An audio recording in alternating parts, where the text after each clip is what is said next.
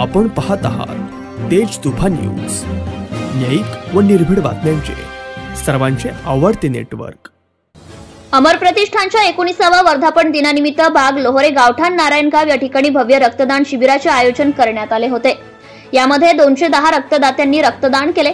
अमर प्रतिष्ठान महाराष्ट्र राज्याच्या वतीने बाग लोहरे गावठाण हनुमान मंदिरामध्ये आज दिनांक 5 जानेवारी 2025 रोजी रक्तदान शिबिराचे आयोजन केले होते।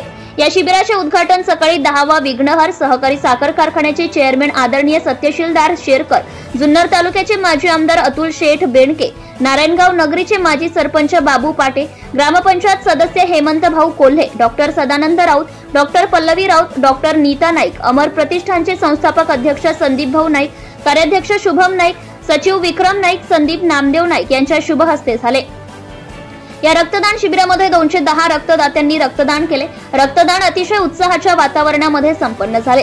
रक्तदात्यांमध्ये यावर्षी महिलांचा सहभाग अतिशय चांगला लाभला। या रक्तदान शिबिरास अनेक मान्यवरांनी भेटी दिल्या। त्यामध्ये चैत्राली नाईक, अबोली कोल्हे, कल्याणी नाईक, नंदुशेठ आडसरे, जुबेरभाई आतार, अमोल वाळे साहेब, संतोष मेहत्रे, किरण नाईक, अजय नाईक, प्रशांत मंडलिक, विकी वाजगे, राजू शेठ पाटे, रवी शेठ देवकर, रंगनाथ शेठ नाईक, जुबेर शेख, रामदास नाईक, दिलीप शेठ नाईक, मंगेश रायकर, योगेश चिलप, संतोष नाईक, सोमनाथ शेठ चौधरी, योगेश सावंत, महात्मा फुले विचार मंचचे अध्यक्ष सचिन शेठ, वऱ्हाडी Amit Devkar,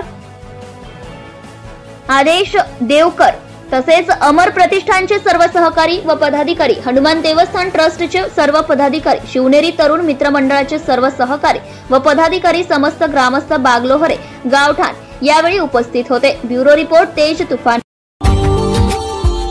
Subscribe now and press the bell icon. Never miss an update.